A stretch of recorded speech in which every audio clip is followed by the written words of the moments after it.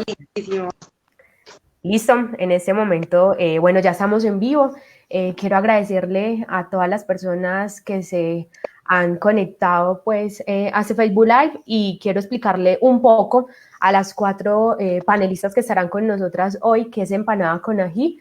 Es un espacio en el que venimos articulándonos diferentes mujeres para analizar las problemáticas que tenemos, pero también para plantear rutas de acción, articulación y que nos permita juntarnos, conversar y caminar juntas precisamente en medio de tantas dificultades.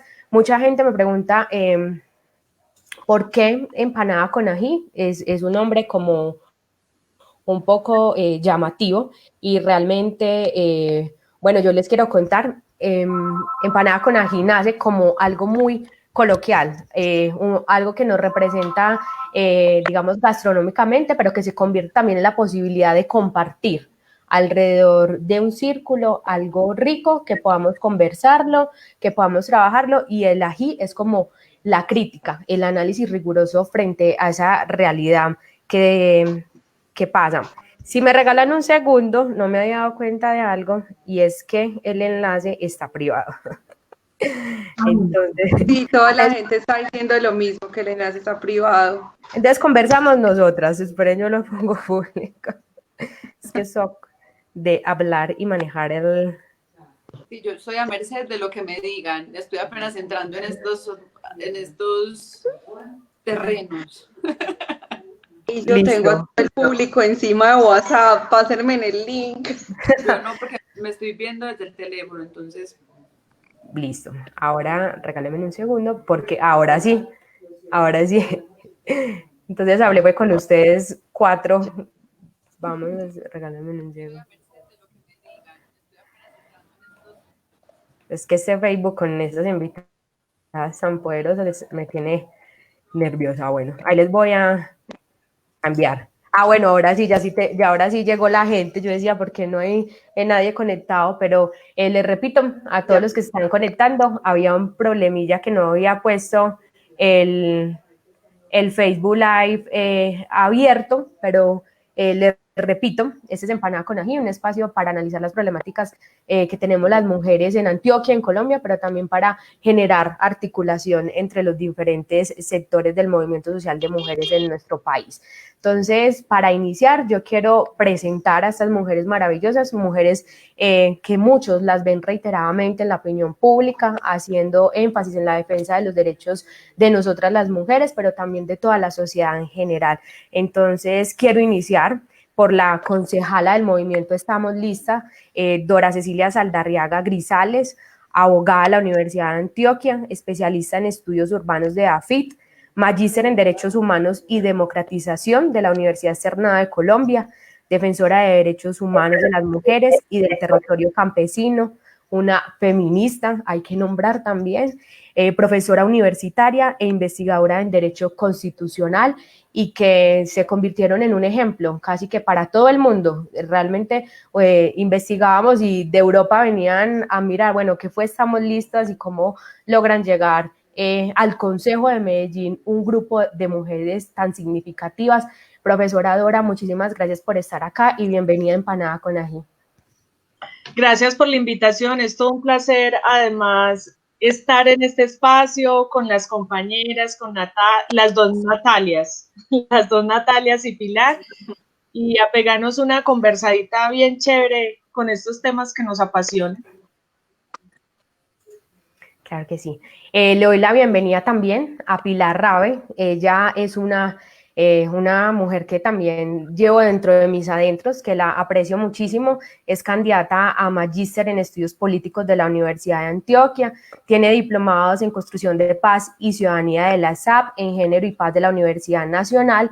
Y yo quiero que le pongan también mucho cuidado a esto. Es una mamá muy orgullosa de su hija María Clara. Es defensora de derechos humanos y activista en temas de paz y género y diversidades sexuales, y una gran activista también política y una feminista. Pilar, bienvenida, muchas gracias también por estar acá con nosotras. Bueno, a todas acá las invitadas, me siento honrada.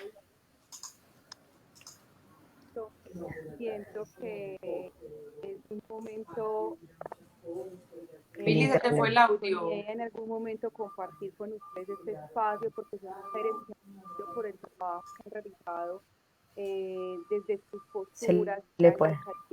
Me ha como Lo está tapando. a Natalia su trabajo por Antioquia, a Natalia este trabajo que ha hecho en Bogotá, o sea, las admiro muchísimo.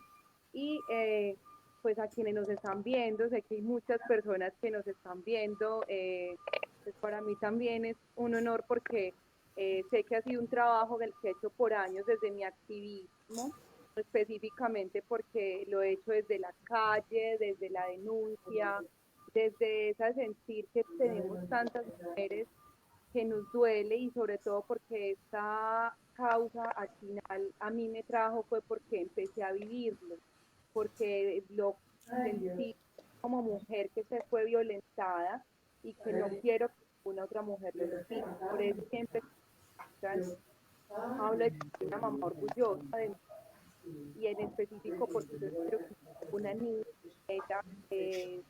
sea violentada. Entonces, es un placer hablar de este tema. Sé que es doloroso, pero también es la oportunidad para que muchas mujeres tengan la posibilidad de conocer que hay una ley que las protege. Muchas gracias, Pili. Bueno, también tenemos el gusto de compartir con nuestra secretaria de las Mujeres del Departamento de Antioquia. Muchísimas gracias porque sé que tiene también una agenda súper ocupada. Natalia Velázquez Osorio, secretaria de las Mujeres de Antioquia, es administradora en salud, especialista en salud internacional, magíster en salud pública de la Universidad de Antioquia y fue la directora técnica de la política pública de las mujeres de Antioquia, que está recién estrenada, aprobada el año pasado, y que le ha imprimido también un sello a esta nueva Secretaría de Mujeres del departamento. Me pareció también muy curioso que en una de sus entrevistas decía que es una feminista en construcción. Entonces, bienvenida, secretaria de las Mujeres del departamento de Antioquia, y gracias por estar con nosotras aquí el día de hoy, esta noche. Claro que tengo que decir con toda humildad que soy una feminista en construcción.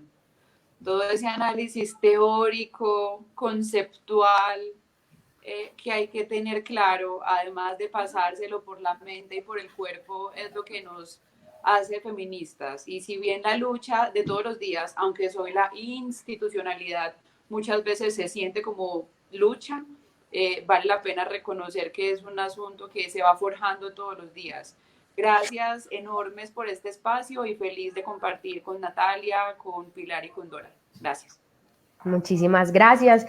Y bueno, tenemos una invitada nacional, una mujer que es un referente muy importante para todas nosotras en Colombia, una mujer que también quiero muchísimo y admiro infinitamente. Yo diría que es el gran referente de todo el tema que tiene que ver relacionado con los cuidados del trabajo no remunerados, una mujer que nos ha enseñado muchísimo de economía feminista, una gran activista. Y bueno, quiero presentarles a Natalia Moreno Salamanca, economista y magíster en estudios de género de la Escuela de Estudios de Género de la Universidad Nacional, integrante de la Mesa de Economía Feminista de Bogotá y de Colombia, y del Grupo Género y Justicia Económica, investigadora en temas de economía del cuidado y política fiscal con enfoque de género, promotora de la campaña Menstruación Libre de Impuestos, que nos permitió reconocer que si nos organizamos y luchamos es posible. Nata, bienvenida y muchísimas gracias por aceptar estar aquí con nosotras.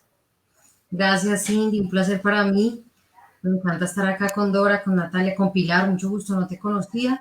Y bueno, estoy absolutamente segura que será uno de los muchos encuentros que tendremos. Yo soy aquí la infiltrada dentro de las paisas, pero bueno, nada, ustedes saben que desde Bogotá en lo que pueda colaborarles siempre estaré dispuesta y espero que sea pues el primero de muchos diálogos. Gracias por la invitación, Cindy, y lo mejor para empanada con ají, que de verdad me hace una falta comer empanada que no se imaginan. A todas nos antojaron de cuenta de esta conversa. Me soñaba una empanadita con Sí, yo también quería y acá en Urabá no encuentro. Realmente el sentido es ese. El sentido es que cuando podamos volver a encontrarnos, a vernos, los conversatorios sean disfrutando de una empanada con ají. Por ahora les haré llegar una, dadas las contingencias, para cumplir con los protocolos de seguridad.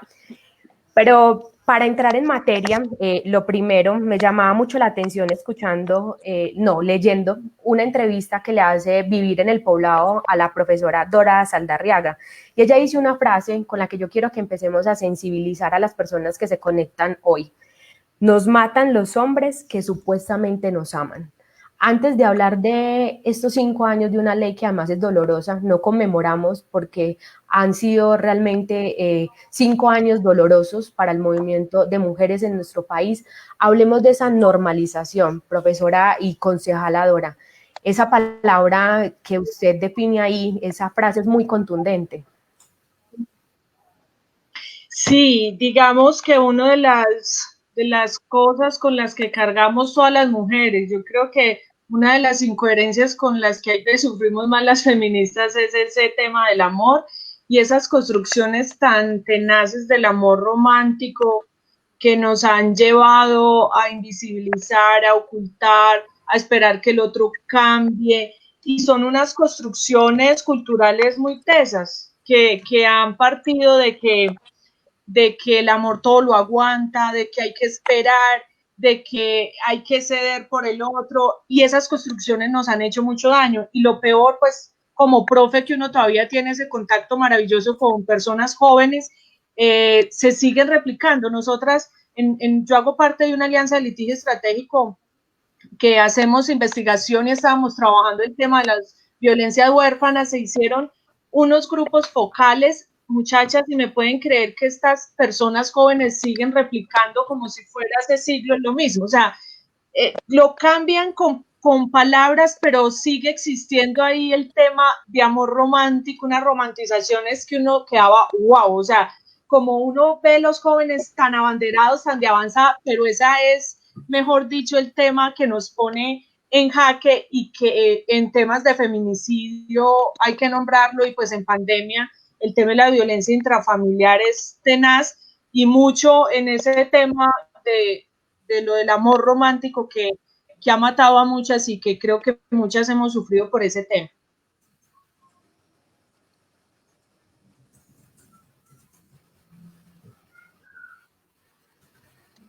Cindy, no te escuchamos. Ya, decía que las Natalias y Pili, alguna represión frente a esta frase tan importante. Sí, es una frase que yo utilizo muchísimo. Yo digo que nos matan en nombre del amor, nos matan en esa posesión de creer que somos propiedad de alguien, cuando el amor debe pensarse desde la libertad y no desde la posesión. Recuerdo mucho una frase que me repetían. Hola, ¿me escuchan? Cindy, Sí, ¿me escuchas? Sí, perfecto. Perfecto. Listo. Entonces, es muy importante continuar pensando en que el amor no es la forma para que nos continúen violentando, que esa persona que decida estar con nosotras pues lo haga entendiendo que también somos y que tenemos unas libertades y no la forma como nos pueden agredir. Recuerdo una frase muy común en muchas mujeres que han sido violentadas, y es que sus compañeros sentimentales les dicen que si no son de ellos, no son de nadie más. Y es tal vez una frase que nos han repetido a muchas mujeres en algún momento de la vida. El amor como una construcción de pareja, de familia como tal, no se puede retener. Quien desea salir de una relación, pues hay que dejarla ser libre. Y tristemente, cuando vemos los 99 feminicidios a junio de 2020 en cuarentena, muchos de ellos se hacen en nombre del amor. Diciendo es que yo la maté porque le encontré que tenía otro compañero, porque alguien le estaba coqueteando, porque ya no quería estar conmigo, porque no me quería dejar ver a mis hijos. Entonces creo que es el común denominador de muchísimas mujeres a lo largo y ancho del mundo. El que estemos acá, nosotras 5 sentadas hablando un tema, sé que está tocando a muchas de las personas que nos están viendo y que recuerdan cómo ese agresor que alguna vez les juró amar es quien más daño les hizo, y como siempre el agresor en nosotras no ha dejado cicatrices por fuera en muchos casos, pero las cicatrices siempre permanecen por dentro, son esas que no se borran, son esas que permanecen, son esas que nos generan miedo de una nueva relación afectiva. Entonces es momento de pensar en que cuando los abogados mencionan de esto no es un feminicidio, sino que es una agresión, entonces, ¿por qué muchos continúan utilizándola? Y pues creo que sigue para la reflexión, pero yo también digo, no más hablar de que nos maltraten y nos violenten en nombre del amor. Bueno, y precisamente porque esto se relaciona con la primera pregunta que le quiero hacer a Natalia Moreno, y es, se nos habla mucho cuando sucede un acto como un feminicidio o hay una violencia basada en género, que es culpa de la víctima porque estaba en el lugar equivocado, porque vestía de la manera equivocada y porque se encontraba con la persona equivocada. Sin embargo, la cuarentena y este confinamiento lo que ha permitido mostrar es que los hogares, lastimosamente, son los más peligrosos para las mujeres. Natalia, ¿cómo vemos la situación de las violencias basadas en género? ¿Por qué las mujeres nos vemos más afectadas en confinamiento? ¿Qué reflexión tenemos frente a este tema? Sí, yo creo que es una pregunta pero muy importante. Yo creo que lo que está pasando en el mundo no puede, digamos, ser una cosa menor, ¿sí? Evidentemente, pues es una situación histórica que nos está poniendo a las mujeres en unos riesgos diferentes frente a los hombres, ¿sí? Y yo creo que eso es algo que hay que analizarlo, así como todas las políticas deben tener enfoque de género, como todas las acciones del Estado, como todo tiene un efecto diferencial entre hombres y mujeres, pues la pandemia también.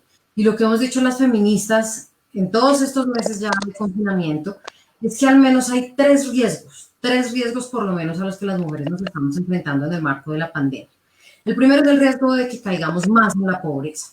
O sea, para nadie es un secreto que la pobreza está feminizada, que dentro de los hogares pobres, los más pobres son los de jefatura femenina, en parte porque el 90% de esos hogares son hogares unipersonales donde no hay un segundo proveedor ni otra persona que haga el trabajo doméstico, como si lo hay en los hogares con jefatura masculina. Y también, evidentemente, porque las mujeres estamos ubicados en los empleos más afectados por la pandemia. Más o menos el 65% de las mujeres en Colombia se ubican en los servicios, donde está la salud, por ejemplo, altísimamente afectada por la pandemia, la educación, el servicio doméstico, ni qué hablar, ¿cierto? Entre otras cosas, todo lo que tiene que ver con comercio, restaurantes, todos esos sectores que son intensivos en mano de obra y que evidentemente, pues por el aislamiento, fueron fuertemente afectados. También estamos sobredimensionadas en la informalidad, entre otras cosas por la división sexual del trabajo, y pues los empleos informales obviamente son los más, digamos, choqueados por la pandemia. Así que hay un grave riesgo de que sigamos cayendo en pobreza. El segundo riesgo tiene que ver con la sobrecarga doméstica, que para nadie es un secreto, pues el momento en el que estamos viviendo, como evidentemente, como lo han dicho las feministas, las mujeres, las economistas, las sociólogas, desde hace 3 siglos, diría yo, porque hay escritos desde el siglo XVIII, de cómo efectivamente esto es un trabajo que produce y es un trabajo que es fundamental para la reproducción de la vida. Quien no haya visto eso en la cuarentena, nunca lo va a ver.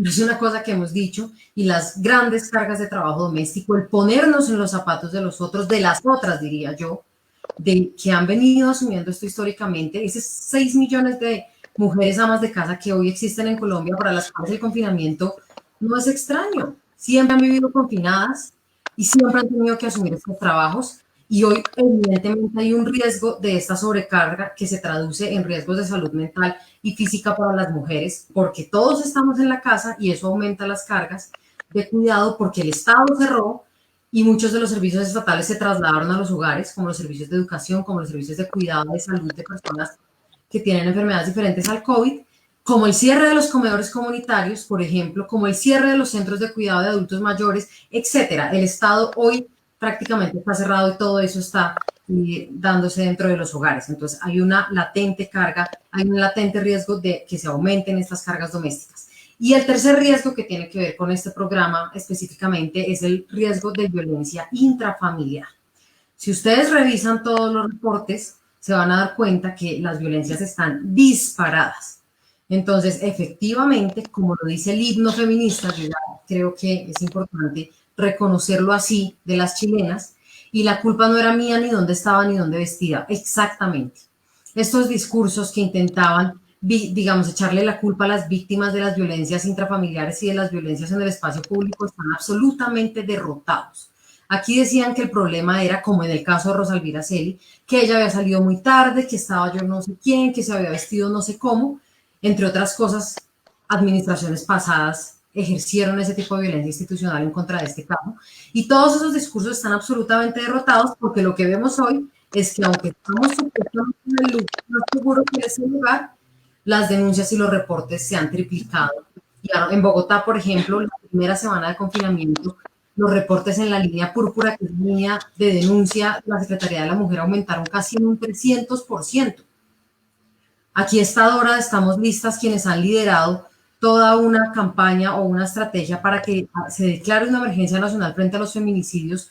También nos han expuesto las cifras, ya vamos casi por 400 feminicidios en el año y 130 casi en el confinamiento, de los cuales 7 son contra niñas, ¿sí? El 90% de estas violencias son por las parejas o las exparejas, como decía hace un segundo la concejala. El 70% de estas violencias se dan dentro de los hogares.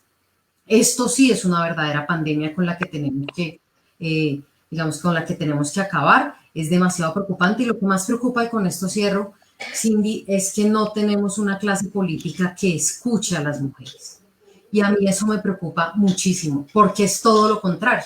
Entonces tenemos unos congresistas del partido de gobierno que lo que dicen es que los feminicidios o la violencia contra las niñas son falsos positivos. ¿Algo más violento que eso? O sea, a las mujeres nos cuesta mucho denunciar y ni siquiera nos creen la clase política.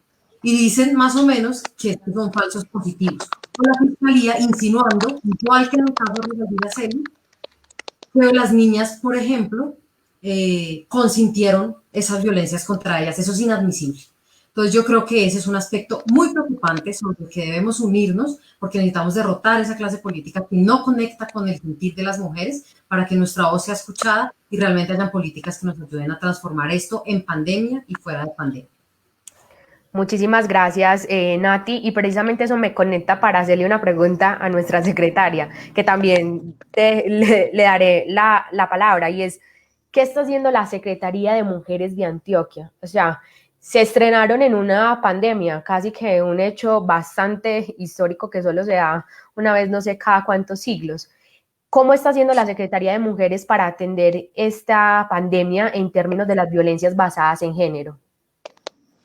Bueno, entonces quiero como que tener un comentario final sobre la reflexión que nos proponía Natalia, y es que tengamos todas en la cabeza que en Antioquia hay hasta el mes anterior 6.300 casos, un poco más de 6.300 casos de violencia intrafamiliar, y de esos 6.300 casos yo creo que tenemos que ser absolutamente explícitas en decir que el 78% de estos casos es contra mujeres, ¿cierto? Entonces, eso para cerrar el comentario en términos de que vale la pena señalar que cuando hablamos de violencia contra las mujeres, violencia familiar es mayoritariamente contra las mujeres, y que la reflexión siguiente es por qué como sociedad y como Estado no somos capaces de generar esos entornos protectores que consideraríamos que es el hogar y la familia el entorno protector por excelencia, pero que con las mujeres no ocurre así. Y esto, digamos, que cierra como el comentario que hacía tanto la concejala Dora como las reflexiones de Pilar y de Natalia. Lo primero que hay que hacer frente al tema, lo que hemos decidido desde el gobierno, es primero entender la violencia contra las mujeres como un problema de salud pública, y es que si no se dimensiona como tal, va a ser entonces muy complejo definir cuál es un abordaje pertinente, oportuno y de calidad en términos de la atención de las víctimas. Esto que ha implicado que haya una línea estratégica de que tanto de la política pública la traemos a lo programático con un programa que se llama Mujeres Viviendo Libres de Violencias para una Sociedad en Paz, este programa decidimos que fuese bandera. ¿Eso qué quiere decir? Que es sostenible durante los 4 años y que tiene todo un foco especial en términos de lo comunicacional, de lo pedagógico y de la fuerza que debe tener el tema por la urgencia y ahora más que nunca en esta pandemia. Vida libre de violencias pretende un abordaje desde esa concepción de salud pública, desde la prevención, que tiene que ver con hablar claramente qué son las violencias contra las mujeres, cuáles son los tipos de violencia física, económica, sexual, patrimonial, reconocer que los feminicidios existen y que hay un problema y que lo tenemos, y que también hagamos pedagogía en términos de relacionamiento respetuoso entre mujeres y hombres. Y consiguiente o seguido de esto está todo lo que tiene que ver con el fortalecimiento de la institucionalidad para la atención de las violencias contra las mujeres. Este año la Secretaría cumple 20 años y el departamento no contaba con mecanismos de atención para las violencias contra las mujeres. En estos, ¿cuántos meses llevamos? 6, ya logramos implementar los hogares de protección. Ya hemos atendido más de 20 mujeres con sus hijos e hijas, y esto les implica entonces tener un alojamiento temporal con acompañamiento psicológico, jurídico, de salud mental, nutricional, medicina general, y acompañarlas en todo lo que les implique transitar como por la justicia para que sea de una manera oportuna y con toda la trazabilidad que se requiere. Y por el otro lado, también estamos uniendo un montón de esfuerzos, no solo la Secretaría de las Mujeres, sino también, por ejemplo, con la Secretaría de Salud del Departamento, para que desde un programa de teleapoyo las mujeres también tengan cómo llamar a pedir información sobre rutas de atención, sobre cómo activarlas, y que si tienen un caso particular, este programa inmediatamente las ponga en contacto con nosotras. Y esperamos que ya muy pronto les demos una muy buena noticia. Pues esto no lo debería contar todavía porque estamos pendientes de un próximo comité de orientación y seguimiento para avanzar en el tema, y es la ampliación de la línea 123 Agencia Mujer de Medellín para el área metropolitana. El área metropolitana también tiene unos índices altísimos de violencia contra las mujeres, y consideramos que es fundamental generar todos los mecanismos para que todos los 9 municipios del área metropolitana tengan cómo acceder a esa atención de violencias, que las mujeres cuenten con ese acompañamiento psicológico y jurídico de las duplas, y que desde la Secretaría de las Mujeres establezcamos todo un proceso de rectoría en términos de alinear a la institucionalidad de los 9 municipios de salud, protección y justicia para garantizar la atención, valga la redundancia, oportuna, pertinente y de calidad. Yo creo que eso en resumen da cuenta de cuál es la postura, cómo vemos el problema, y que además de que sea una apuesta política, ya estemos concretando acciones programáticas. Muchísimas gracias, secretaria. Y bueno, para entrar ya en el tema de hablar de los 5 años de la Ley 1761, lo primero es que todavía hay mucho, digamos, desconocimiento frente a esta ley, pero también hay muchos debates frente a la tipificación del feminicidio. Por eso le quiero preguntar a la concejala Dora Saldarriaga, profesora, además, ¿cómo explicarle a la ciudadanía la diferencia entre feminicidio y homicidio y por qué es necesario tipificarlo como feminicidio? La pregunta es muy importante porque además recuerdo que cuando el feminicidio era un agravante del homicidio, me explico, antes de que saliera la ley específica como delito autónomo, el feminicidio era un agravante, y una de las cosas que sucedían con ese agravante era que en el proceso penal lo primero que se negociaba era ese agravante, entonces por tanto era muy difícil que llegara a penalizarse como feminicidio. Y todo, digamos, el movimiento feminista y digamos, desde estudios, desde antecedentes de campo algodonero, se plantea el feminicidio como la muerte de las mujeres por el hecho de ser mujer. Solo que, y ahí ojalá no me estén, o me estén escuchando mis compañeros de penal, muchas veces pasan las cátedras diciendo es que es por el hecho de ser mujer, y esto es populismo punitivo, y ni siquiera explican el tipo penal. Y es muy importante explicarlo porque eso significa que a las mujeres las matan por las construcciones culturales de ser mujer, pero lo reducen siempre al hecho de ser mujer y es posible que no lo entiendan, pero esas construcciones culturales donde simbólicamente y de forma práctica hay unas relaciones inequitativas de poder. Entonces, el feminicidio es la muerte de las mujeres por esas construcciones culturales. A nosotras nos matan por tener estos cuerpos, a nosotras nos golpean por tener estos cuerpos, a nosotras nos abusan por tener estos cuerpos. Y eso implica políticamente llamarlo feminicidio, es poder reconocer cuáles son las causas de por qué morimos las mujeres. Y eso es muy importante, porque cuando en política criminal van a plantear de que, pero venga, ¿cuál es el escándalo de ustedes si matan más hombres que mujeres? Hay que entrarles a explicar miremos las causas de en manos de quién mueren las mujeres y mueren es en manos de sus parejas y exparejas, cosa que eventualmente le podrá pasar a un hombre, pero que el feminicidio va a ser la violencia machista extrema con los cuerpos de las mujeres. Y ese es el agravante, porque es una violencia machista que, como lo decía Rita Segato, es la pedagogía de la crueldad.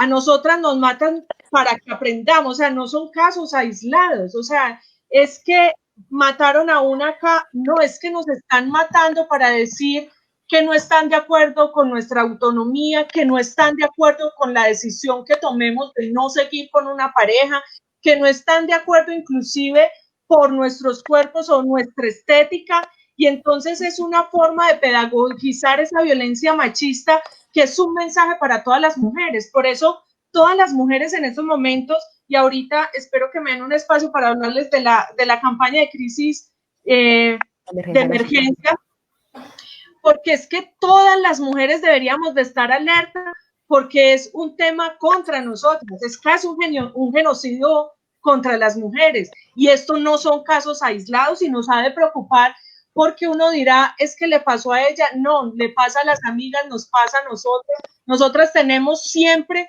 y esto no, los hombres no les pasa, cuando vamos a salir uno piensa, ¿para dónde voy? A ver cómo me visto. Yo no sé si a ustedes les pasa, pero a mí me pasa. Como, no, esta falda está muy corta y que hoy me toca pasar por tal lado. Entonces, eso no les pasa a los hombres y siempre estamos en una constante protección con el tema del acoso sexual, con el tema simbólico. Nosotras nos retiramos de una coalición y lo primero que hacen es poner un tuit ridiculizándonos un tema de violencia política, cosa que no le pasaría a los hombres que están en política. Entonces, sí creo que hay un tema que nos debemos unir como mujeres independiente de las ideologías, de lo que pensemos, porque es una crisis en contra de nosotros. Claro que sí. Gracias, profe. Pues yo le digo profe, no ha sido mi profesora, pero la sigo y es como una maestra en todo este asunto.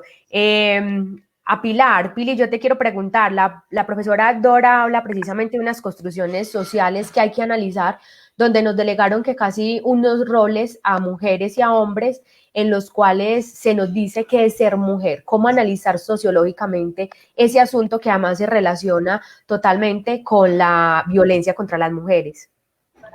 Hola, ¿me están escuchando? Porque me han dicho que tengo mala señal, Cindy. Pero sí, te estamos escuchando, sí. Listo. Bueno, históricamente pues la sociedad nos ha dado unos roles y en este momento de la deconstrucción de ellos es lo que hace que todo este tipo de violencias y tipologías aparezcan en aumento. Es normal que escuchemos a nuestras abuelas, a nuestras mamás diciendo que a la fecha ellas no escuchaban que se violentaban tantas mujeres o que no había tanto acoso sexual o que muchas mujeres no se divorciaban por temas económicos o de violencias, pero al día de hoy entendemos que gracias a todo lo que ha pasado, a las luchas de las feministas y de las mujeres que antecedieron y que no se denominaron feministas, pero que realmente pues tenían ese deseo de transformación, es que hoy encontramos cambios estructurales desde aspectos básicos y que yo también reafirmo lo que Dora dice, o sea, por más que hablemos de que no importa cómo nos vistamos o cómo queramos salir a la calle, pues continuamos viendo que nos vulneran porque el pantalón es apretado o porque la camisa está con un escote. Eso nos está pasando a todas. Tú misma, Cindy, lo publicaste hace unas 2 semanas, lo que te pasó con un taxista en Medellín. Hace 8 días lo viví yo en el sector El Guafe de Turbo. Me bajé del carro a comprar unas cosas y sentía lo mismo. O sea, el cuerpo sigue siendo utilizado como un instrumento y mostrado desde una manera en la cual no tenemos posibilidad de decir, no más, no nos lo hagan en ese momento, porque seguimos siendo vulnerables. Las mujeres a la fecha, yo creo que han habido cambios, han existido, y yo creo que desde que muchas empezamos, gracias a las redes sociales, porque es que una de las mejores formas de encontrar de que somos muchas las mujeres que hacemos un trabajo en Antioquia por otras, sea desde el silencio, sea desde una llamada, sea desde la forma en que, cómo les enseñamos a denunciar, ha sido lo que ha ayudado a cambiar. Pero las mujeres, el ejemplo en Colombia es que tenemos un paso atrás comparado con mujeres del mundo. ¿Por qué? Porque siempre venía el... Ay, se salió, se cayó, se le cayó a Pili. Esperemos que regrese. por encima de... Llegaste. Hola, ¿se perdió? Ok. Sí. O sea, el machismo en Colombia ha sido una de las causantes que ha generado que tanto el voto, tanto la legalización del aborto, el divorcio, porque recordemos que hasta hace 70 años las mujeres no podíamos divorciarnos y que aún al día de hoy sigue siendo una pelea supremamente alta porque para poderte divorciar tienes que asistir a una comisaría de familia, tienes que esperar que te den un fallo para el acuerdo de conciliación de tus hijos, sumado a eso esperar a que un juez piense en que el divorcio es importante, entonces se siente a resolver tu caso. Entonces, un asunto hace 70 años donde muchas mujeres no lo pudieron hacer por el simple hecho de que la ley no lo permitía, hoy ya lo podemos tener. A mí muchos hombres y muchas mujeres, porque también tenemos que tener en cuenta esto y no lo podemos desconocer, es que muchas mujeres dicen, pero es que ya todos los derechos los hemos ganado, y todavía los derechos no los hemos ganado completamente. El tema laboral, y lo conté con Natalia en el Facebook Live que tuvimos hace 15 días acá de Urabá, donde una mujer me cuenta a mí en un corregimiento de Turbo de que ganaba la mitad de lo que se ganaba un hombre. O sea, continuamos con el mismo rol económico por debajo. Si vamos a ver también en el tema de a los hombres no les dicen nada si salen sin camisa o si el pantalón está más corto o si la ropa está ajustada. Nosotros todavía seguimos peleando con eso. Nosotras todavía seguimos peleando por un tema de reconocimiento de derechos y de realmente cuidado de los hijos. O sea, acá yo siempre lo he dicho y por eso lo enfatizo tanto. Yo soy mamá y sé lo que se vivencia con el tema de los hijos. O sea, hay cuántas mujeres que están escuchándonos acá tienen ese miedo a separarse, a irse del violentador, y que muchas de nuestras mamás o nuestras abuelas no lo hicieron por esa dependencia económica y social, porque es que también es la sociedad la que ha generado que no tomemos decisiones contundentes. No es fácil en este momento, aún para muchísimas mujeres que están casadas con un maltratador o conviviendo con uno de ellos, decir dejo el hogar porque no tengo una autonomía económica. Por eso es tan importante este tema de la autonomía económica que Natalia nos ha mencionado, que Dora está luchando en Medellín ampliamente, porque es que es lo que ha generado y ocasionado que muchas continúen con sus agresores. La mujer la seguimos invisibilizando de otra forma también en la invisibilización política. Las mujeres continúan siendo parte de los rellenos de cuotas políticas para las listas de cargos de elección popular.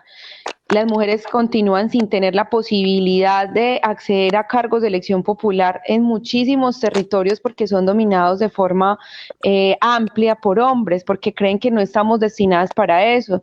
Y en la ruralidad, y quienes las hemos caminado sabemos que nos dicen que es que nosotras nuestro rol está en cuidar los hijos, en organizar la ropa del marido y en y en quedarnos cocinando, no en otro cargo distinto. Entonces, esa deconstrucción ha sido poca. Yo creo que hay países que han avanzado más. Alemania nos lleva muchísima ventaja frente a todo el tema de mujer, desde la misma salud sexual y reproductiva, desde la economía del cuidado hasta el tema político. En temas de jurisdicciones de leyes y todo eso, también Alemania nos gana. Los países europeos, o sea, los países que se consideran desarrollados dentro de los renglones de la economía, nos llevan años luz a los países que estamos subdesarrollados. Y si no, pues miremos un caso, por ejemplo, donde todavía aparecemos en el siglo XIX, que es el caso de El Salvador, que para mí es uno de los más preocupantes de toda América Latina, donde una mujer que en caso de tener un aborto, así sea espontáneo y no provocado, pues es juzgada como, y penalizada como tal.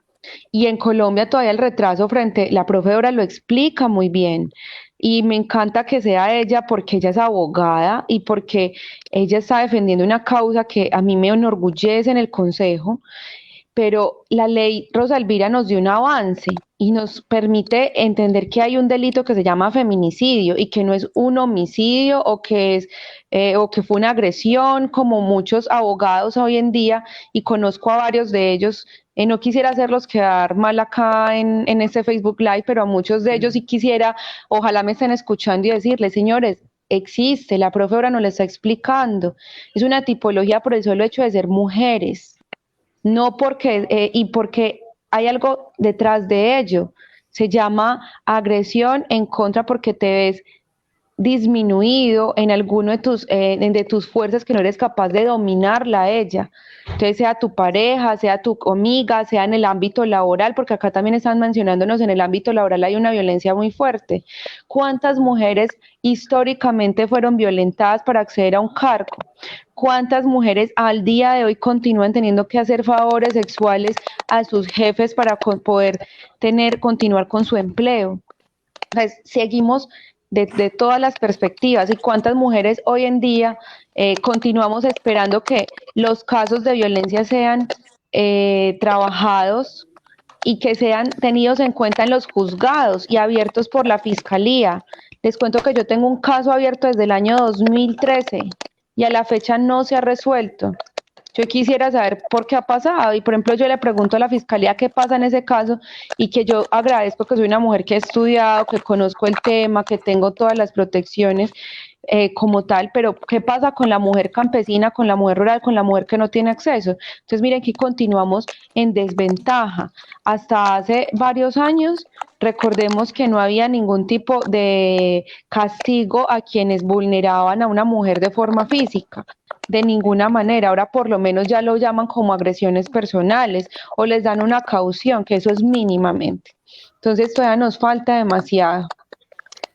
Gracias, Pili, y eso me lleva entonces a preguntarle a Natalia Moreno, y es que realmente cuando uno analiza lo que pasó con Rosa Elvira, el caso y lo que ha suscitado además posterior a ese, pues nos va a hablar que hay un patrón muy reiterado en estos hechos, y es la violencia institucional, ¿cierto? Que eso nos lleva también a una revictimización de las mujeres, que nos permite también comprender o visualizar unas barreras en el acceso a la justicia. ¿Qué podemos hablar de ese asunto, Nata?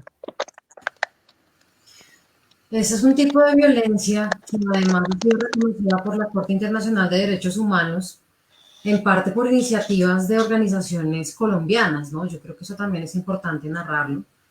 Si no me falla la memoria, Cisma Mujer fueron quienes de alguna manera instauraron ante la Corte Internacional de Derechos Humanos que se reconociera la violencia institucional como otro tipo de violencias. Y es muy desafortunado porque las mujeres vivimos un ciclo de violencias permanente a lo largo de la vida, siendo el feminicidio la violencia más atroz, y es tenaz llegar al Estado y en el Estado volver a sufrir violencia.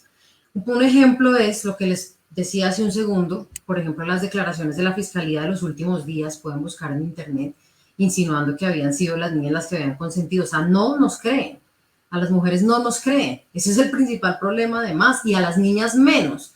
O sea, yo digo, hay que creerle a las niñas cuando las niñas dicen este tipo de cosas, hay que realzar la voz de las niñas y de las mujeres y creernos. Y por supuesto llegamos a denunciar, que ya es muy difícil llegar a denunciar.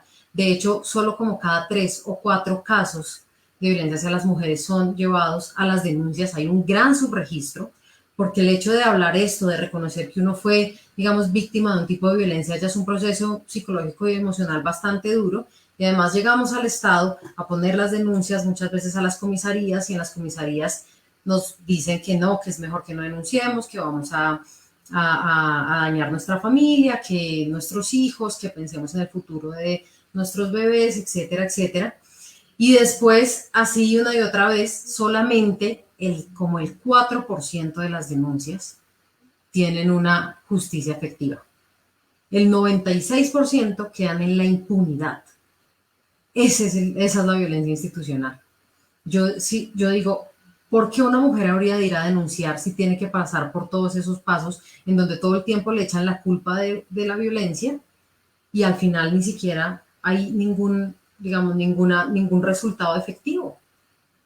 Ese es el desastre que tenemos de la justicia patriarcal, que es también lo que dice Rita Laura Segato, que fue la teórica en base a la cual se hizo el himno de las chilenas en el Valparaíso, del violador eres tú. Ellas explican muy bien la teoría de Rita Laura Segato en este himno y el carácter patriarcal de los jueces y del Estado, que yo creo que ese es un aspecto fundamental de las violencias. Por supuesto que lo peor está en quien ejerce la violencia, pero miren que no solamente es un tema, digamos, de machismo de los hombres, sino que también es un tema que ha transgredido al Estado y que el Estado actúa también haciendo violencia y que actúa también como un ente patriarcal igual que los jueces. Entonces, creo que hay muchos frentes sobre los cuales trabajar, Cindy. Yo creo que, digamos que en todo el ciclo de violencias, desde la política pública, hay por lo menos 4 frentes en los cuales trabajar. El primero es el frente de la prevención. Ya está bueno, en serio, de negarnos a hacer cátedras de género, a hacer cátedras de remover estereotipos, etcétera. Desafortunadamente en Colombia eso no ha sido posible porque cuando hemos intentado hacerlo, ciertos grupos con intereses políticos lo que han dicho es que eso es una ideología, la ideología de género y un montón de cuentos que son mentira para evitar que reflexionemos estos asuntos de fondo que son los que nos están costando la vida a las mujeres. Entonces yo sí creo que hay que retomar todos los temas de prevención, todos los temas de campaña, todas las cátedras desde niños y niñas. El segundo frente es el frente de la atención. Hay que fortalecer la atención a las violencias y a las denuncias. Hay que fortalecer las líneas de denuncia, hay que hacer más pedagogía, hay que ir a las casas a explicarle a las mujeres que pueden denunciar, hay que volantear casa por casa, diciendo, miren, estas son las líneas, la línea púrpura, las líneas, no sé, en Bogotá, las líneas de las casas de igualdad de oportunidades. Por ejemplo, en la Secretaría de la Mujer casi que tenemos un bufete de abogadas que están dispuestas a defender, que están formadas en esto, a hacer litigio para defender a las mujeres. No sé cómo sea el caso en Antioquia. El tercer frente es el frente de la protección, ¿sí?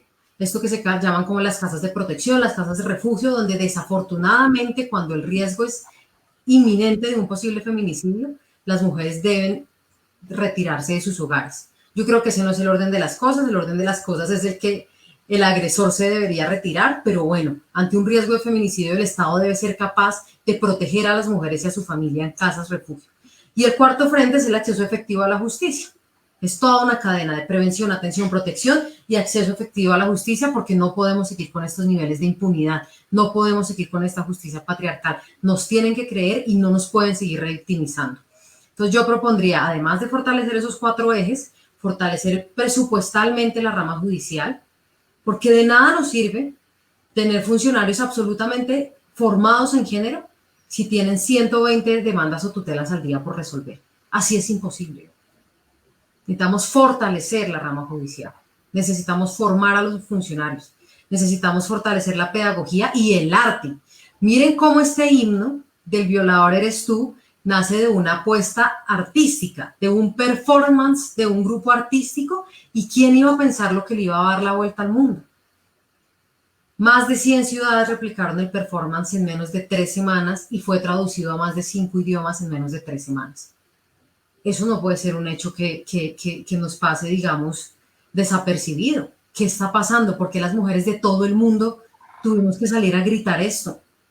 Casi que fue una catarsis colectiva que no podemos ignorar. Los estados no pueden ignorar ese hecho.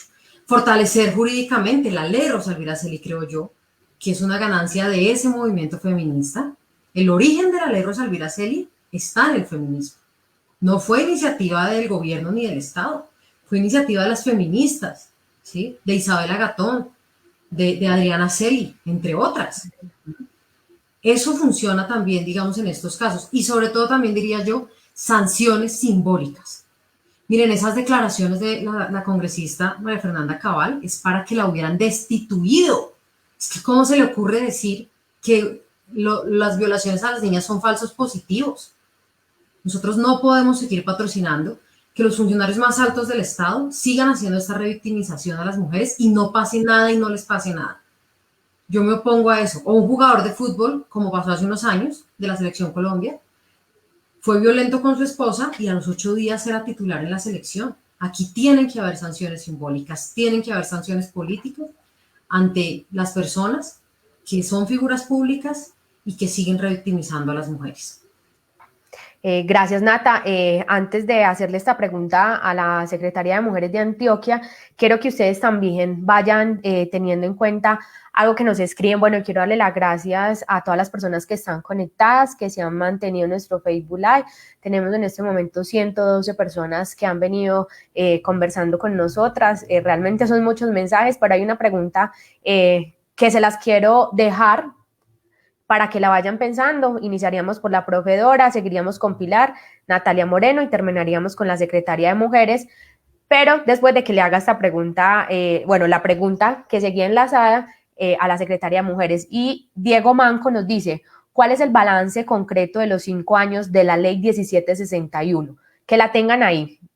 Antes, quiero preguntarle a nuestra Secretaría de Mujeres de Antioquia, y es, en una entrevista que le hacen en El Colombiano, dice una frase que me parece muy importante que la dialoguemos con todas las personas que hoy nos ven, además porque nos están viendo desde las diferentes subregiones del departamento. Tenemos saludos desde Carepa, en el Urabá antioqueño, desde mi amado municipio de Bello, y bueno, decías una frase muy importante: hay que hablar sin eufemismos de la violencia de género. Y relacionado también con esa frase, Natalia tocaba un tema que es muy importante, lo simbólico.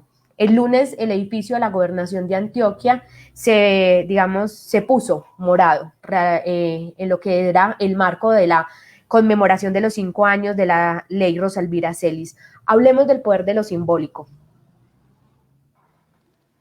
Bueno, retomando como esas pedagogías feministas, decidimos vestirnos de morado como una muestra de que nos pusimos de acuerdo y quisimos comunicar que era la forma en que la gobernación de Antioquia conmemoraba o le daba lugar a la ley Rosa Elvira Celi, porque es parte fundamental de las víctimas, del proceso de las víctimas, honrar a las mismas víctimas, a sus familias y a las sobrevivientes.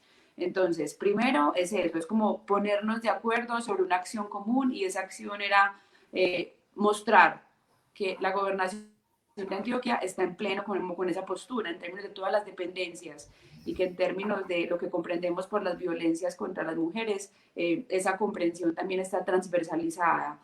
Eso simbólico se construye a través de palabras o imágenes. Entonces, que la gobernación estuviese de morado era una manera de poner sobre la agenda pública, sobre los ciudadanos, sobre las ciudadanas, este tema.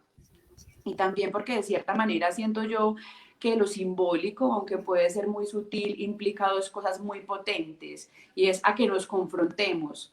Entonces ahí retomo un poco de mi frase de que hay que hablar de las violencias contra las mujeres sin eufemismos, es decir, sin dorar la perla, sin trivializarlos, tratando de que cambiemos ese chip de que los trapitos sucios se lavan en casa, porque lo que estamos viendo es que es un asunto que, aunque ocurre en lo íntimo de los hogares, es una preocupación de lo público, y es desde lo público y desde lo político desde donde lo estamos abordando. Entonces, digamos que ahí recojo un poco como las 2 apreciaciones, porque también parte de nuestra gestión hablar claramente de lo que son las violencias, y las campañas que hemos hecho de prevención tienen que ver con eso, con mostrar explícitamente cómo que revisen el celular no es natural, cómo los piropos, las miradas lascivas, las torceduras de cuello que nos hacen sentir incómodas no es natural. ¿Por qué los tatuajes, en términos de simbolizar ese poder o esa necesidad de los hombres de mostrar que les pertenecemos, ¿cierto? No es que esté en contra de los tatuajes, ni mal faltaba, sino como haciendo referencia a eso, y es que no es desde la relación de poder, no es desde esa sensación de que les pertenecemos, y eso también yo siento que como gobernación y como institucionalidad también hay que hablarlo claramente, porque es que si no lo hablamos claramente, no hay cómo generar esos procesos de transformación cultural que nos ayuden a ir reflexionando sobre qué creencias tenemos, qué percepciones y cómo es eso lo que finalmente configura las prácticas. Entonces, bueno, ahí les hablé un poco como de las dos cosas en conjunto. ¿Qué hay que hablar claramente? Y cómo lo simbólico es una herramienta muy sutil, pero muy contundente para la confrontación y para el abordaje político de esto que nos implican las violencias contra las mujeres. Muchísimas gracias, secretaria. Vamos a dar unas cifras. Entre 2015 y 2020 se cometieron 2.449 feminicidios. Hasta el mes de mayo del 2020, 188 feminicidios. 113 feminicidios durante la cuarentena. A eso hay que añadirles los que han sucedido en la última semana y que también hay que hacer un llamado a visibilizar los feminicidios de mujeres trans, que no pueden quedar en la impunidad, no pueden quedar invisibilizados, hacen parte de esta lucha también, de esta emergencia nacional por los feminicidios y que ellas también tienen una voz en este campo. Solo entre enero y mayo del 2020, según la Policía Nacional, se registraron 62 muertes violentas de mujeres en Antioquia, 8 de ellas catalogadas como feminicidios. Le pregunto a la concejala Dora Saldarriaga entonces qué balance hacer si tenemos estas cifras, y algo también que se me olvidaba y quiero aprovechar que ella es abogada y se reitera mucho cuando estamos en estos espacios hablando sobre la tipificación del feminicidio, de que no hay jurisprudencia que soporte esta ley, que no hay jurisprudencia tampoco que soporte este concepto y que mucho menos tiene respaldo internacional. ¿Qué decirle a sus argumentos, profesora Dora? A la persona que dijo eso hay que mandarla a estudiar muy amorosamente. ¿Me escuchan? ¿Sí? No, hay que mandarle a estudiar. Ahorita no, sí, ya ahora sí. Perfecto. Hay que mandarle a estudiar muy amorosamente. Y yo hay veces, y se los digo con toda la honestidad, es que me parece una vergüenza que la gente hable de temas de género desde el sentido común, siendo que hay tanta epistemología para leer. Es como si yo me pusiera a hablar de infraestructura desde mi sentido común. Vea, el puente hay que hacerlo así, no, o sea, de verdad, esto tiene muchos años de estudio y es una vergüenza que eso se dijera. Yo esperaría que no fuera un profesor, pero los he escuchado además. Inclusive en un debate con un amigo penalista, le hablaba de campo algodonero y él da penal y no sabía que era campo algodonero, entonces decía, empaque y vámonos porque eso tiene un soporte internacional, tiene mucha jurisprudencia, la Corte Constitucional ha sacado unas sentencias bellísimas, hay una sentencia que habla inclusive de las obligaciones que tienen los jueces y las juezas para fallar con perspectiva de género. Entonces, lo que ha faltado es estudiar, o que los medios de comunicación digan que son crímenes pasionales, donde hay toda una justificación con el tema pasional. Si dos barristas en un estadio se matan, que ahí es donde genera toda la pasión, nunca dicen, hubo un crimen pasional, no, hubo un homicidio. Entonces, a nosotros no nos meter en esa bolsa de crímenes pasionales, porque aquí lo que hay de fondo es toda una violencia machista contra las mujeres. ¿Cómo evaluaría yo la ley? Perversa la implementación. Yo soy abogada, yo no creo que las leyes arreglen todo, no creo en eso, además soy medio abolicionista. Y miraba, por ejemplo, cifras que desde que está la ley hasta el 2020 se han generado 705 condenas apenas. Y tú ahorita, Cindy, hablabas de unas cifras de 2.000 y punta en 2 años. En el solo 2019 se generaron 796 feminicidios. Es decir, es una norma que no se ha tomado en serio, no hay organismos especializados y hay una falla estructural en términos de prevención. Miren, muchas de las mujeres que asesinan las parejas y las exparejas tienen medidas de protección. Desde el 2008 hay una orden de que debe de haber un software que le haga seguimiento a las medidas de protección y eso no lo tenemos. Entonces, una medida de protección no se le niega a nadie, pero nadie le hace seguimiento a esas medidas de protección. Por tanto, ahí es donde se configura una violencia institucional, inclusive por falta de tiempo, porque ya no hay tiempo para hacer tanta cosa, pero aquí es donde están los litigios estratégicos, empezar a demandar el Estado por falla en el servicio. No han querido tomar decisiones contundentes y por eso nosotras estamos impulsando esta declaratoria de crisis humanitaria, porque es que faltan tomar medidas efectivas, recursos, grupos especializados. No es lo mismo que cualquier fiscal o fiscala investigue un tema de feminicidio si no sabe cómo recolectar las pruebas. Toda muerte de mujer debería de empezar por investigación de feminicidio, prioritariamente, porque hay tantos contextos que lo pueden camuflar con hurto, lo pueden con las desapariciones, que ahorita pusieron un tema ahí de desaparición en Medellín, todavía tenemos 15 mujeres desaparecidas, y ahí hay un mundo de temas que necesita especialidad. Nosotras peleamos mucho en el plan de desarrollo para que quedaran unas comisarías especializadas con perspectiva de género, porque no todos los funcionarios se entienden el círculo de la violencia, no todos los funcionarios y funcionarias tienen la misma capacidad de saber que una mujer puede estar inclusive 5 veces volver por ese círculo de la violencia, porque todavía no tiene autonomía, porque hay que acompañarla para que ella pueda salir de ese círculo de la violencia, o si no, seguir ahí, porque desisten las mujeres y afortunadamente pues ese delito, el de la violencia intrafamiliar, no es desistible, pero muchas veces lo archivan porque pues no volvió a preguntar, porque es que no hay pruebas y tienen todo el deber de diligencia de buscar las pruebas. Entonces, yo creo que es importante la ley, pero que todavía no hemos logrado lo que significaría, por ejemplo, y ya puedo terminar con esto, es que nombrar los feminicidios en política criminal es muy importante, porque la política criminal es la que va a definir para dónde va la plata, cuáles son las estrategias de intervención. Entonces, si no se visibilizan las violencias, pues van a tener siempre el foco en homicidios, en hurtos y en otra cosa.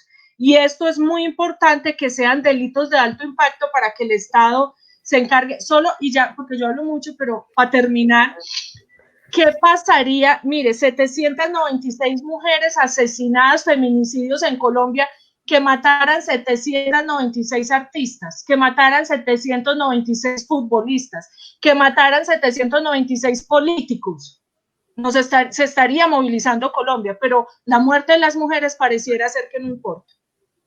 Profe, hay una pregunta. Sí. Ok, Natalia.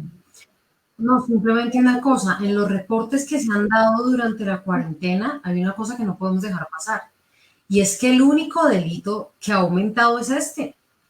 O sea, el confinamiento hizo que disminuyeran los hurtos, que disminuyeran las muertes por atracos, las riñas, no sé qué, que es donde más mueren hombres, como decía la concejala al principio, y el único delito que se disparó en el marco de la cuarentena fueron los feminicidios y las violencias hacia las mujeres. Cindy, acá también importante, ¿cuántas de las mujeres que han sido asesinadas durante la cuarentena las han relacionado también como por ocultar que es feminicidio, de que hacía parte de alguna organización al margen de la ley, o que era la compañera sentimental de uno de los miembros del grupo al margen de la ley? Esa es la otra forma de ocultarlo también.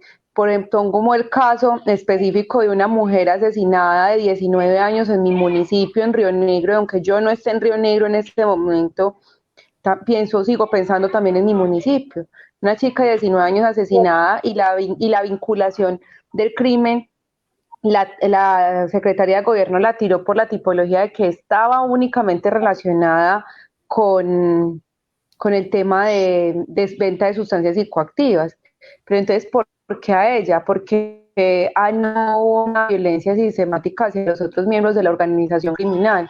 Entonces, ahí es donde también tenemos que poner el ojo, porque se está ocultando para no decir quiénes son. Se está ocultando porque también en ese momento es más difícil que se empiece un proceso porque los juzgados apenas ahorita el 1 de julio volvieron a abrir, entonces todo estaba suspendido. Y las llamadas de los fiscales era, ¿usted está segura que quiere reabrir el caso? ¿Usted está segura que de verdad desea continuar con la denuncia para nosotros llevarla a proceso penal como tal? Entonces, ¿por qué continuamos con eso? La institucionalidad en este caso, en la pandemia, también ha estado ausente de todo lo que les está pasando a las mujeres, de todo lo que está ocurriendo al interior de los hogares, de ese miedo en ese momento. ¿Por qué aumentó el miedo y la denuncia en sistemas de transporte, en las calles durante la pandemia? Hacía un año no estaba ocurriendo lo que mencionaron tantas mujeres y denunciaron en las calles de Medellín y en algunos municipios. O sea, ¿cómo estamos relacionando todo ese tema de la pandemia también con una violencia aumentada de diferentes maneras hacia las mujeres? Y una cosa que acá también es importante, que creo frente al tema de la justicia, ¿quiénes son de esas mujeres las que tienen acceso en este momento a la denuncia? Si cuando llegan a una estancia, como es la comisaría de familia lo primero que les pide, en el caso pues de una agresión como tal, les dice, ¿por qué no busca la conciliación con su agresor? O sea, esa es también una de las mayores debilidades que hay. No nos permiten que continuemos con el proceso. Y cuando las personas dicen en forma pública o lo hacen a manera de charla, es que déjela que ella solucione con él, porque al final va a volver con él. Se les olvida que es un proceso de círculo y que salir del círculo no es fácil. Y muchas mujeres que están escuchando y sé que han sido violentadas, reconocen que no es fácil por cualquier variable que se presente, pero no podemos juzgarlas y dejarlas ahí abandonadas. Natalia y yo lo podemos decir, recordemos una mujer en Río Negro que nos ponen la denuncia y al final se nos ponen, hicimos todo para poderle ayudar y cuando ya teníamos todo nos dicen, no voy a dar la dirección. ¿Qué pasó ahí? Eso mismo ocurre con cientos de mujeres en todo el país. Cuando ya saben que sí se les va a ayudar, son como, oh, madre, ¿qué pasa? Es el papá de mis hijos, me da susto, es mi hermano, es mi papá el que me está violentando. Entonces, ahí es donde sabemos que hay una debilidad, pero no es una debilidad porque, ay, no, ellas les da miedo como tal, lo que van a hacer, el proceso de denuncia, no, es las consecuencias que se vienen después para ella y su entorno. Entonces, ahí es muy importante eso que ha avanzado de la ley. La ley nos muestra que las niñas que fueron abusadas por los militares, la niña que fue abusada por los militares no es que quisiera que la abusaran, o sea, es una niña de la edad de mi hija. Yo no creo que a mi hija en ese momento va a decir tóqueme tranquilo y menos por 7 tipos. Entonces acá es lo mismo, la ley sigue diciendo no, es que ella se lo busca. Nosotras para la ley y la justicia y muchas de las organizaciones que deberían ser las protectoras de nuestros derechos son las que más nos dan la espalda. Entonces otras mujeres en este momento tenemos unas cifras de denuncias en Antioquia, en Medellín como tal, en las líneas púrpura, pero ¿cuántas de estas mujeres no los han denunciado? ¿Cuántas de estas mujeres no sienten que la caución no es lo que les sirve? Porque es que la caución es un papel, pero ahí es donde la ley comenzó a decir es que la caución no es un papel solamente. Las mujeres violentadas antes del año 2015 les dan una caución y la policía nunca llegaba, por lo menos ahora tienen mínimamente una base de datos de las que están con este derecho, pues que lo tenemos todas en caso de sentirnos agredidas.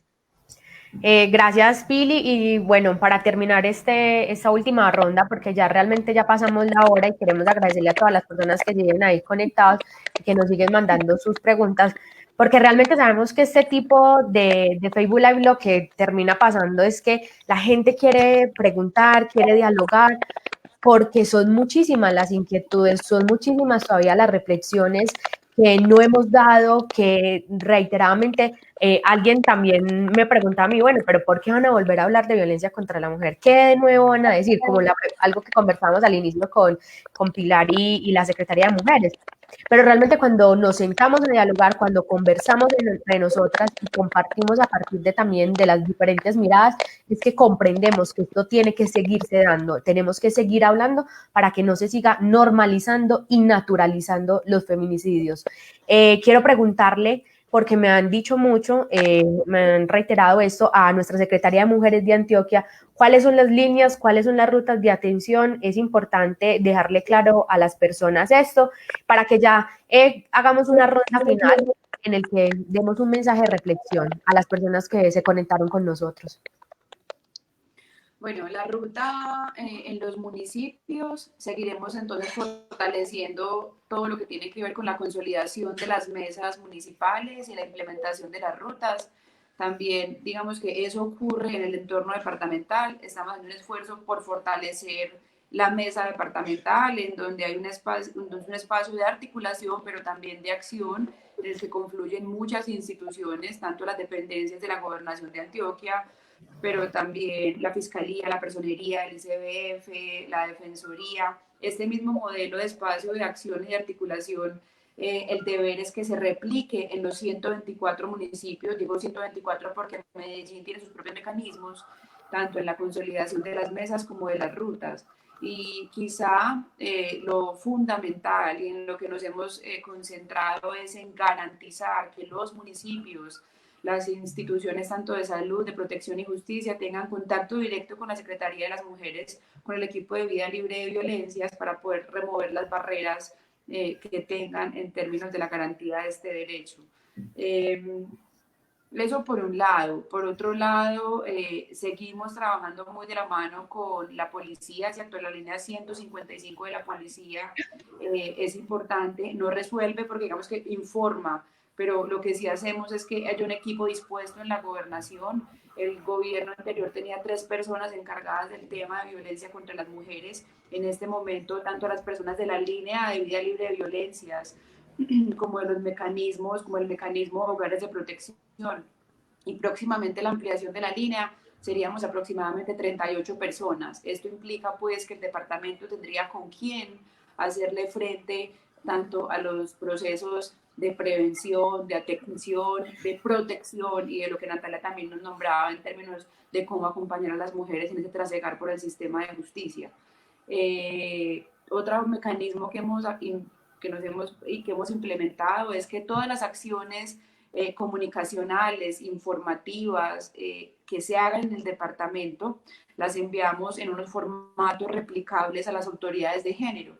Las autoridades de género son, digamos, las secretarias de las mujeres en cada municipio, y lo que hacemos es fortalecerlas y generarles capacidades de todo tipo, desde lo conceptual, pero también entregarles todas las herramientas para que tengan también cómo hablar de una forma clara, contundente y sistemática. La sistematicidad es fundamental. Cuando digo sistemático es que no se puede abordar solo el tema de violencia contra las mujeres en el marco del 25 de noviembre, sino que tiene que ser todos los días, a todas horas, porque las violencias ocurren en lo cotidiano. Entonces, para eso es que la Secretaría de las Mujeres genera contenidos, y eso es de todas y de todos, de lo público y de lo privado. Quienes estén interesados en tener esto como a la mano para apropiarse y para difundirlo, esa es como la manera en que somos capaces de pensarnos cómo las acciones que estamos liderando desde acá las multiplicamos por 124, además pues del establecimiento de los canales y de las líneas. Hay otra línea que es Salud para el Alma. El teléfono no me lo sé de memoria, ahorita prometo que lo busco y se los paso. Salud para el Alma es una línea que nace como atención a la pandemia. Hay unos grupos de profesionales en atención prehospitalaria que fueron formadas por nosotros, por la Secretaría de las Mujeres, en términos de que sepan qué información dar en caso de violencias, cómo activar las rutas y dan la información. Pero en caso de que requiera un acompañamiento más contundente, más cercano, entonces nos derivan a ese grupo de personas que les acabo de mencionar el caso, y lo que hacemos es remover barreras, ponernos de acuerdo con la autoridad de género, con la inspección, activar la ruta, o con salud, o con la fiscalía, o con la defensoría, para que se pueda hacer como el acompañamiento. Y próximamente, que quiero volverlo a repetir, que espero que salga muy pronto y les esté dando la noticia con todos los detalles, es la ampliación de la línea 123 Mujer al área metropolitana. Y para cerrar el comentario, en términos de para qué la ley y cómo es el panorama hasta ahora, yo me siento una paradoja, pero no es una paradoja, que en realidad me parece que es lo que hay que hacer. Y es que aunque desde los gobiernos siempre nos preocupamos por dar cifras alentadoras. Mi paradoja es un poco al contrario, y es que el deseo y nuestra apuesta política es la contraria, es que las mujeres denuncien y que esas denuncias aumenten, y que si las denuncias aumentan y hay una respuesta de la institucionalidad, eso implica, yo siento que dos cosas fundamentales, y es que ese círculo de prevención de cierta manera se da porque las mujeres saben que llaman y que les contestan, y que si entonces no tienen un círculo a donde asistir, hay unos hogares de protección a donde recurrir. Entonces, en sí mismo, ese proceso de atención efectiva se constituye en un programa de prevención, porque recuperamos la confianza, las mujeres tienen a dónde acudir, y eso de que no están solas se va materializando, ¿cierto? Y bueno, no, yo creo que con eso es suficiente en términos de cómo también la prevención se vuelve un asunto de atención, perdón, se vuelve un asunto de prevención. Bueno, antes de terminar, les agradezco muchísimo porque separaron de sus agendas tan ocupadas un espacio para dialogar, para compartir. Gracias a todas las personas que se han comunicado, pues que nos han escrito ahí en el chat. Antes de terminar y darle la palabra a ustedes, quiero leer un escrito que hizo la hermana de Rosalvira Celi, Adriana Celi. Hizo un relato que me parece importante también y resignificativo leerlo para finalizar ese homenaje que le hacemos a Rosalvira, pero también a todas y cada una de las mujeres que han sido asesinadas. Quiero reiterar algo, nuestra consigna es ni un feminicidio más, que este tipo de estrategia sirva para la prevención. No queremos que ninguna mujer sea asesinada. Y quería también, antes de darle la palabra, y era que nos hicieron también un comentario, hay una aplicación que se llama Ellas, no sé si, porque el querido diputado Luis Peláez nos comentaba si era posible hacer una aplicación, pero alguien le dijo, ya existe y es Ellas. No sé, secretaria, si decimos algo de esa aplicación. La aplicación Ellas es de la Red Nacional de Mujeres, es una aplicación que lo que hace es ubicarnos, es decir, tiene la ubicación dispuesta, y lo que hace es mostrarnos cuál es el cuadrante, a dónde acudir. En términos de Medellín tiene ¿cómo se llama? Yo no soy experta en eso, un link, un vínculo con la línea 123, por un lado, en términos de atención, pero también tiene información sobre cuáles son los tipos de violencia, a dónde acudir. Entonces, sí, básicamente también lo que haremos en la línea es buscar, por ejemplo, la línea 123 metropolitana no nace sola, nace de la articulación con la Secretaría de Mujeres de Medellín, y en toda la disposición que ha tenido tanto la Secretaría como Ayuda Humanitaria, que es quien la opera, para que nosotras logremos concretar en este corto tiempo, en 6, 7, espero que sean 6 meses, poderla tener a disposición. Entonces, un poco también lo que hacemos es identificar qué hay en términos también, por ejemplo, Ellas, que es la aplicación, pero también cuáles son los mecanismos que ya existen para que los repliquemos en el resto del departamento. Y claro que sí, todas las sugerencias, todas las recomendaciones que nos puedan hacer son útiles para que avancemos más rápido. Gracias, profe. Una pregunta para la profe Dora, una pregunta cortica. Es que nos decían si o sea, si los asesinatos a mujeres trans también entran dentro de la ley 1761. Sí, porque la tipificación plantea la identidad de género. Pero un datico, les cuesta mucho a las autoridades, y lo hemos venido denunciando. Medellín lleva en estos momentos 4 transfeminicidios y a nivel país 11, es que una vez encuentran los cuerpos, empiezan a hacer todo el trámite como hombres y desdibujan la voluntad en vida de las mujeres trans. Ahí hay una dificultad fuertecita, pero sí se debe judicializar. Muchas gracias. Entonces, les leo el escrito de Adriana y recogemos unas palabras finales para despedirnos. Ni una rosa más. Niña que recorrió paisajes de vastas fantasías, que luego de pocas historias cumplidas, un intruso entró en su vida y con traiciones de su dolor se satisfacía. Pero como toda una guerrera, la niña, su valor fortalecía, y aunque coraza y fuerte tenía, también fueron víctimas del flagelo ese día.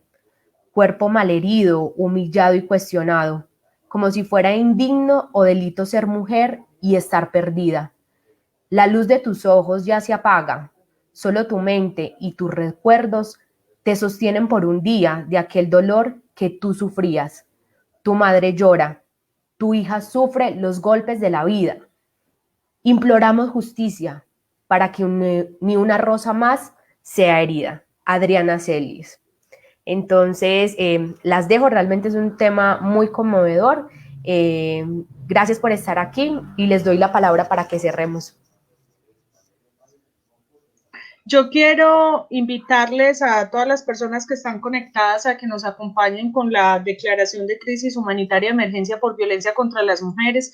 El link está ahí, lo pusimos en los comentarios para que firmen. Esta semana haremos una reunión con mujeres electas, o sea que si aquí hay alguien conectada, concejala, diputada, quien sea, búsquenme en redes y me mandan el mensaje.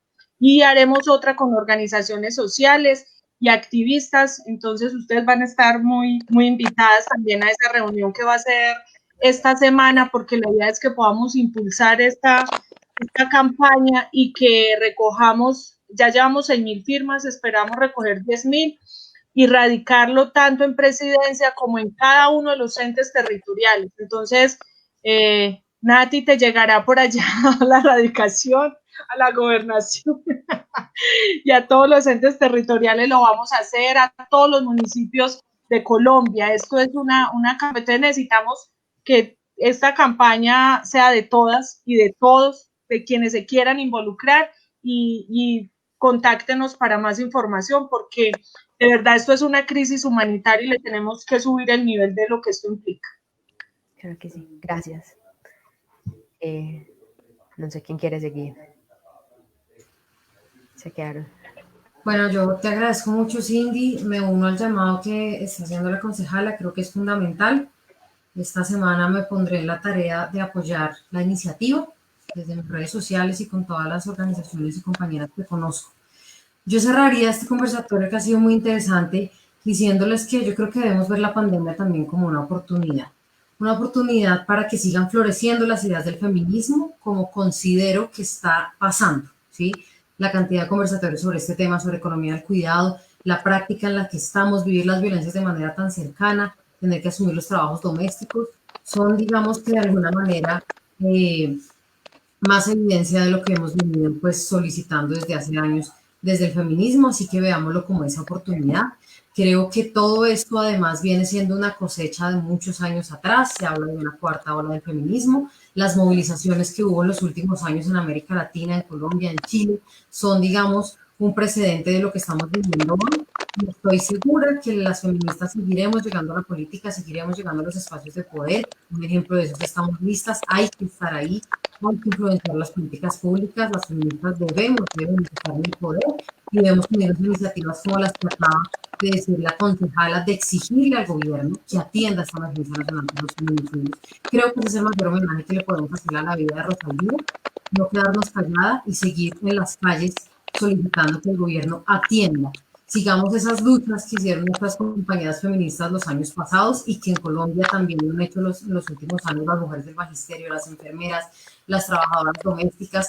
Tenemos que seguir en las calles, tenemos que trabajar juntas desde todos los frentes, desde la institucionalidad, desde el control político, desde la academia, desde las calles, porque al final así es como vamos a hacer la transformación. Como decía Simón de Beauvoir, el feminismo es una práctica cotidiana y hoy más que nunca nuestra vida está llena de cotidianidad. Y creo que allí es donde tenemos que transformarnos para seguir trabajando juntas en lo colectivo y en lo público. Reconciliémonos con lo doméstico, volvamos lo doméstico un lugar de no violencia, un lugar de no sobrecargas de trabajo para las mujeres, democraticemos el cuidado y creo yo, sigámonos preparando para el debate que viene después de la pandemia. Yo creo que este país tiene que dar un debate. Aquí hay muchas políticas públicas fracasadas, políticas públicas que no han puesto en el centro la vida y el cuidado, que deben cambiar de eje y obviamente pues el llamado es a que sigamos trabajando juntas y a que elijamos bien a nuestros gobernadores por los próximos años, porque creo que este ha sido este momento histórico una gran prueba y para muchos, creo yo, definitivamente pues les quedó grande el manejo del país y creo que debemos elegir bien para que estos temas también puedan salir adelante y para que las tesis del feminismo lleguen al poder. Muchas gracias Natalia, Pilar, concejala Doro. Cindy, fue un gusto estar con ustedes y de verdad, saludos a tu gato o a tu gato. Y de verdad que es un placer y espero que podamos seguir conversando. Claro que sí. Bueno, pues yo quisiera decirles que lo mínimo y al mismo tiempo lo máximo es la garantía de la vida de las mujeres, ¿cierto? Solo es con vida que podemos ser un fin en nosotras mismas, un fin para nosotras mismas. Entonces, estas conversaciones, hablar de este tema, quizá cuando sientan los que están cerquita a nosotras, que somos muy repetitivas o que nosotras nos estemos cansando de repetir lo que no creo, es quizá apenas cuando las otras y los otros estén comenzándolos a escuchar. Es un largo camino, la transformación cultural que esto requiere es enorme, pero también yo siento que, aunque en este lugar estoy representando a la institucionalidad, creo firmemente como en una gobernanza participante y por eso valoro enormemente las voces de todas y cada una de ustedes, porque esto hace que tengamos más eco, que haya más fuerza y que también seamos capaces de reconocer las luchas, pero también de reconocer lo que falta y así afinar todos los días lo que haya que hacer por materializar las acciones afirmativas y en este caso en términos de defensa y de protección de la vida de las mujeres. Esperamos que aquí yo siento grandes aliadas. Dora ha sido muy generosa en términos de acompañarme en procesos, en conversar lo que nos soñamos y lo que queremos. Natalia, en términos del cuidado, yo sé que es un referente no solo para Antioquia, sino para el país y seguramente con todo lo que nos está acompañando lo será para la subregión. Y Pili también desde el lugar que ocupa, no siento sino un montón de coincidencias maravillosas. Y yo creo que eso también, además de que es una coincidencia histórica bonita, también tiene que ver con lo que la pandemia nos ha permitido y es lo que dicen antes de ver potencialidades. Y siento que están dadas un montón de cosas potentes para que en este momento ocurran cosas a favor de las mujeres. Y también nos tenemos que pegar de la esperanza, porque es un tema absolutamente crítico, pero que la indignación nos dé mucha fuerza, pero que también la esperanza nos una para que lleguemos más lejos. Muchísimas gracias, Bueno, Pili. hace 15 años cuando mencionábamos que éramos feministas, mucha gente nos trataba de que estábamos locas y hace 20 años era peor.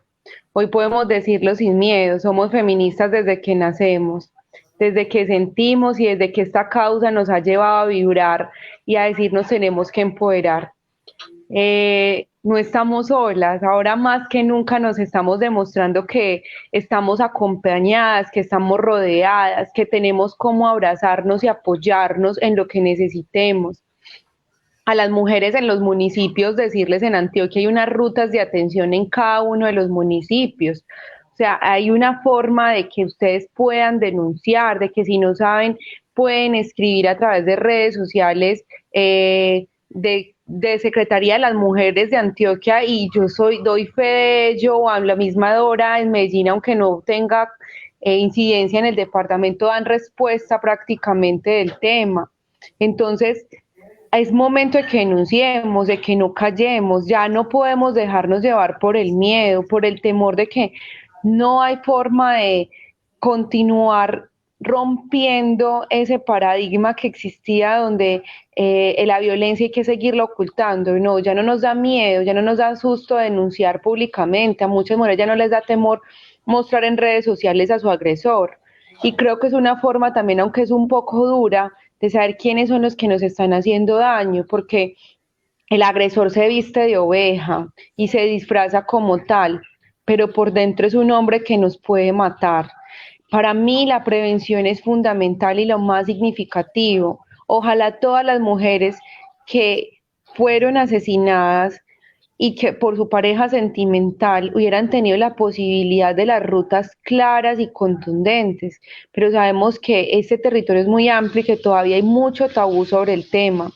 Yo quiero dar las gracias a Natalia porque nos ha escuchado arduamente en este trabajo por Antioquia, pero también a Cindy porque hemos construido procesos desde la distancia. Para nosotras el teletrabajo no ha sido de la pandemia, nosotras hemos empoderado causas donde decimos las dos tenemos que hacerlo, no nos da temor, y lo hemos hecho desde la virtualidad porque llevamos como 3 años aplazando un café.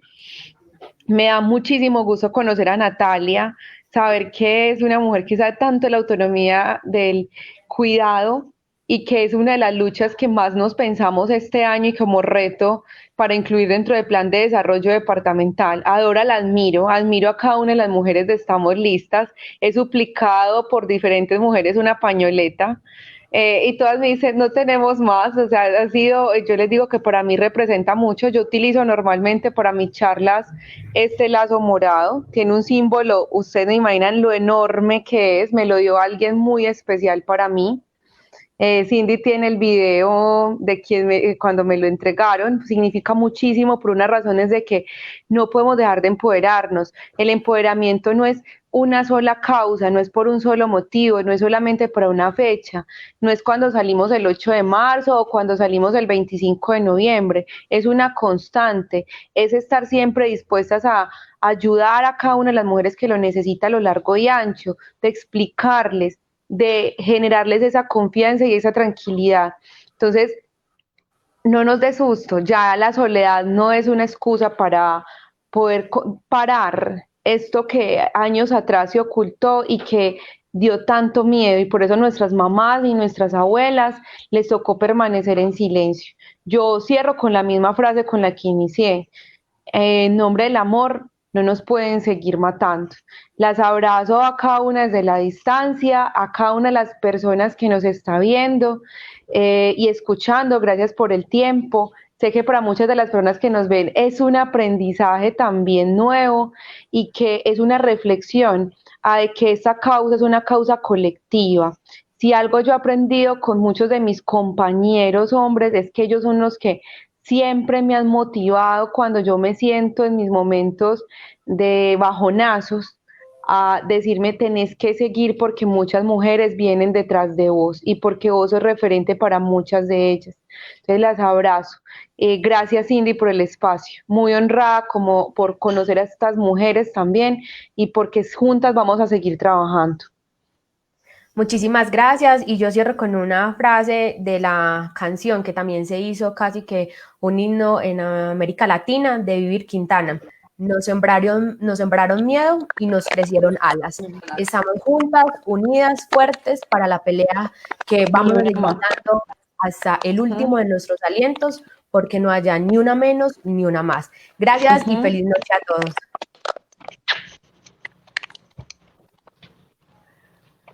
Yeah.